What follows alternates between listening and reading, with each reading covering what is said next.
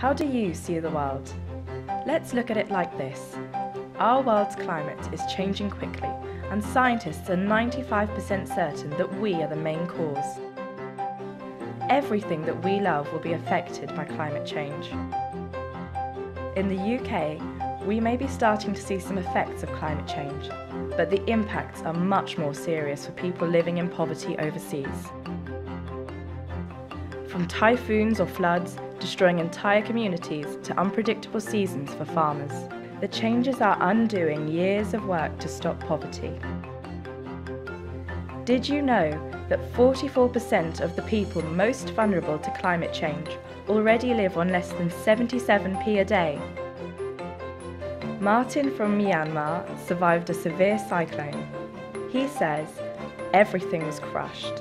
It looked like all our houses and roads had never been there." Can you believe that 90% of people who die in natural disasters live in the poorest countries? Veronica from Kenya says, "The river has been drying up, which means uncertainty for the food crops." It's a fact that if the Earth heats up by 2 to 3 degrees over the next 20 years, an extra 200 million people will be at risk of hunger. That's more than 3 times the number of people in the UK. But it's not just about one-off events. Changes to our climate can have devastating knock-on effects, starting chains of events that force many people deeper into poverty. The president for the World Bank says, "If we don't confront climate change, we won't end poverty." But we can do something about it. In 2015 and beyond, confronting climate change is our challenge. Millions of people are committed to stopping it. Let's look at some ways we can tackle it. We can make the move to sustainable energy. It doesn't harm the environment and will last for future generations too. Sustainable energy can reduce poverty overseas by providing power for water systems to grow crops, provide lights in schools so people can study.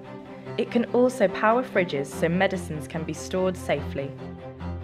In the UK, we can play our part by choosing to live a bit more sustainably. Maybe by eating less meat, buying fewer new things, and turning off the power when we don't need it. But we can't do it alone. Let's join all our voices to demand that politicians around the world work together to tackle climate change and make the move to sustainable energy. How can they ignore that? So why do we care? It's all about love. Not a flowers and chocolates love. It's a love that puts its life on the line for its mates. It's a love that never walks by looking the other way. A love that dares to respect God, people and creation. It doesn't matter how you get involved. It just matters that you do. Together, we do have the power to tackle climate change. So, how do you see the world?